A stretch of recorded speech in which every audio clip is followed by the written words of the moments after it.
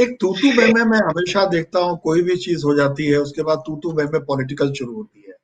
आज मोदी जी ने इस समय वो बात कर रहे होंगे, विपक्षी नेताओं से इस समय बात कर रहे हैं। आपने आर्मी को एज़ चीफ लीड किया। आप एक लंबा समय आर्मी के साथ गुज़ारा, अच्छे-बुरे दिन देखे। आपको लगता है कि हमारे पॉलिटिकल क्लास को कुछ और मैच्योर्ड होना चाहिए, ताकि हम सही तरीके से सीमाओं पर की रक्षा कर सकें?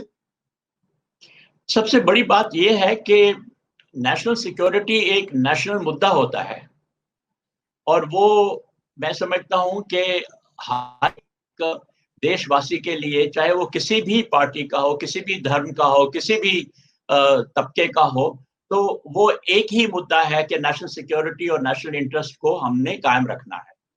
और ये बड़ी दुःख की बात है कि आजकल हमारी जो पॉलिटिकल पार्टीज़ हैं, वो इतनी बड़ी चीज़ नेशनल सिक्योरिटी के ऊपर एक-दूसरे के ऊपर उँगली उठाते हैं पब्लिकली। अगर आपने सवाल करने हैं तो ज़रूर करिए, आपका है, लेकिन उसको पब्लिकली एक-दूसरे के साथ में तू-तू मैं-मैं के बजाय अगर आप बैठक में बैठ के और उसको देखें तो वो बहुत अच्छा रहेगा और उसका समाधान होना चाहिए, ना कि पब्लिक में आकर एक-दूसरे के साथ में तू-तू मैं-मैं करें। एक बात और है कि जब कोई इस तरीके की घटना होती है, तो अक्सर ये आरोप लगता है कि सही स्थिति को बताया नहीं गया। जैसे अभी एक आरोप है कि चाइनीज़ कितने अंदर आ गए, ये नहीं बताया गया, 2 महीने के करीब होने को आए। दूसरा आरोप है कि कितने लोग हताहत हुए हमारे, उसको कुछ देर में मालूम पड़ा। और ग्लोबल टाइम्स ने एक नई चीज़ उछाल दी कि हमारे 10 सैनिक उन्होंने रिहा कर दिए। अब वो कह रहे हैं कि नहीं, हमारे पास कोई नहीं है। अगर उन्होंने रिहा किए हैं, हमारी सेना ने ना उसका खंडन किया, ना उसको स्वीकार किया।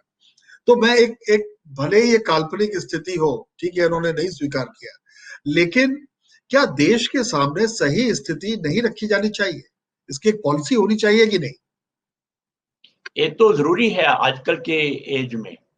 अपनी एक इन्फॉर्मेशन स्ट्रैटेजी होनी चाहिए, जब भी कभी कोई क्राइसिस होता है, ख़ासकर उस समय में, तो अपनी एक नेशनल इन्फॉर्मेशन स्ट्रैटेजी होनी चाहिए और अ, उसको वो कोऑर्डिनेटेड तरीके से उसको आगे, क्योंकि 2 बातें होती हैं। एक तो हमको अपनी अ, सफाई देनी है, अपने देशवासियों को बताना है कि हम किस जगह पर खड़े हुए हैं। दूसरा, सच्चाई के साथ में जो हमारे दुश्मन हैं, उनको भी बताना है। तो ये पॉलिसी बहुत ज़रूरी है आजकल के इन्फॉर्मेशन ऐज में।